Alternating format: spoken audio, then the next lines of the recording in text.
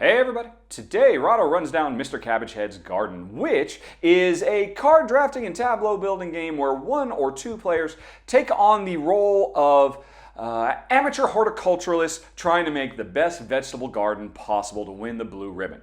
And the way it works is, every round, 3 new vegetable cards come out. So like in this first round, we got a pepper, and a carrot, and some salsify. All right, and now, the player is going to take one of these 3 and add it to the garden.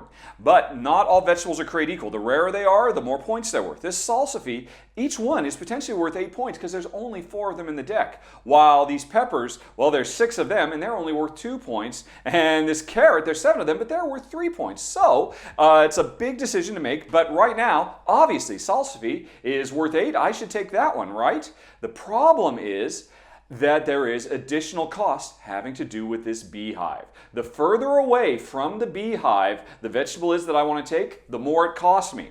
If I take this pepper that's right next to the beehive, I'll also take another honeybee.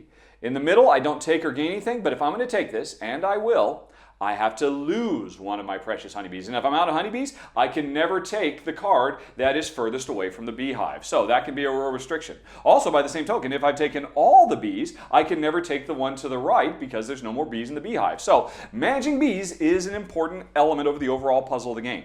But anyway, I take this, I put it in a slot, any slot I want of the 3x6 garden patch that I'm building. And now, of the remaining 2 cards, I check the card number. This is card number 1, this is card number 40. I look to the higher one, in this case card number 40, and this tells me how many of my bothersome neighbors are going to show up. As part of setup, we pick randomly 4 different neighbors. And this time I've got Lord Carrotbody, Sally Tomiatos, the Mayor of Oniontown, and Horace Savoy Brassica. But there's good old Callahan O'Corncob, or the Fairway Gratishers, or the Right Honorable Palm S. Frietz. There's a bunch of different ones. Every time you play, you're going to get a different combination of neighbors. And they all have different wants, but they all want one main thing: to steal my vegetables. So anyway, we check card 40, and it says 2 neighbors start poking around. So let's pick randomly. And okay, Horace starts poking around, and Horace starts poking around again. All right, he's in the early lead to be a vegetable thief. And now these other 2 cards go away, and we start the next round with a carrot and some lettuce and a rutabaga. Alrighty, and once again, I've got to pick. Although if I want the rutabaga, I got to give up a honeybee. If I want the carrot, I gain another honeybee. And if I want the lettuce, it goes either way. Now, there are other consideration that goes into picking cards. Obviously, there's the points, but no card is worth any points unless it's adjacent to another card of the same type. So, if any more salsify come out, I definitely want to make sure I grab them so I can put it next to this one, because a single salsify by itself is worth nothing, but 2 next to each other are worth 16. But in the meantime, no salsify came out, so I got to pick one of the other ones. Let's go ahead and take the carrot so I can restock my bee supply. And now, I put it out in the grid, and it does not have to be directly adjacent. I can put it anywhere I want. I can, pretend they're on opposite sides, but once they're down, they are in one of the 3x6 slots. I'll go ahead and have the salsify down here. We'll say this on my bottom row, and I'll have my carrots up here at the top row. Because in addition to the puzzle of how to make sure you keep room so that you can put like vegetables next to each other, there are also awards of merit you can earn at the end of the game if you have done your layout in a specific way. Like the promenade here. Have a pair in the top right and the top left corner, and a pair in the bottom middle. That'll be worth 14 points. So I'm starting to build towards the promenade, because if I get another salsify, I'll put it here. If I get another carrot, I'll put it here. Then I need a pair over here, and I will have described the outer limits of my garden, but I'll have made a promenade. And if I didn't go for that one, hey, I could go for the avenue, get 3 of a kind on either side, or the 4 corners, get 1 of each in each of the corners, or Monopoly, or a mixed plot, or Bounty. There's several different ones of these. You can't go for all of them, so you gotta pick and choose, but then you gotta hope you get the right stuff.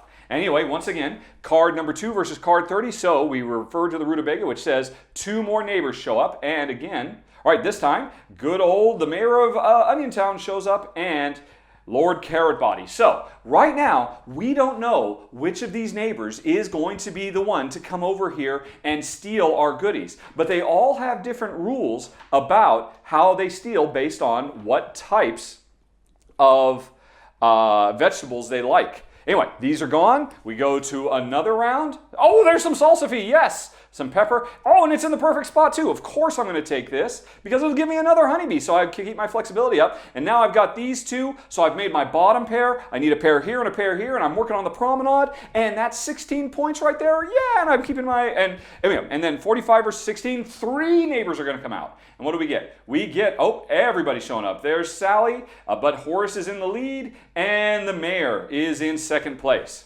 Now, the game is going to keep going like this. Every round, 3 more cards coming out, taking one of them, and the other one's determining what new folks show up. And we keep doing this until we eventually go on holiday. This is going to happen 3 times over the course of the game. When we go on holiday, that's when the neighbors strike. Whichever neighbor had built up the most tokens, let's say in this case it was the mayor of Oniontown. There are 4 of him. He is going to be the one who sneaks into my garden. And in his case, he only loves turnips, salsify, and radishes. So he will always choose to take a turnip, salsify, or radish with the highest number.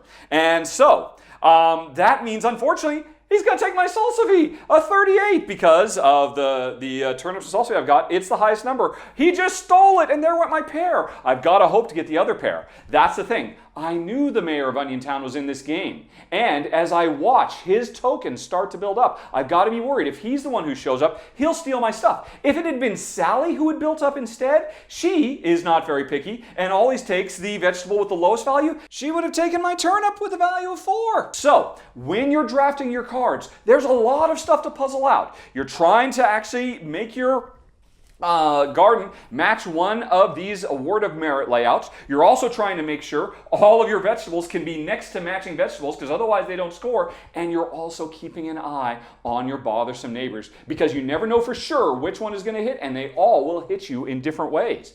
And that, folks, is the rundown on Mr. Cabbagehead's Garden. It's a sweet, fast-playing, charming little puzzle game. And I have to admit, I've mostly played it as a solo, which is the way it was originally developed.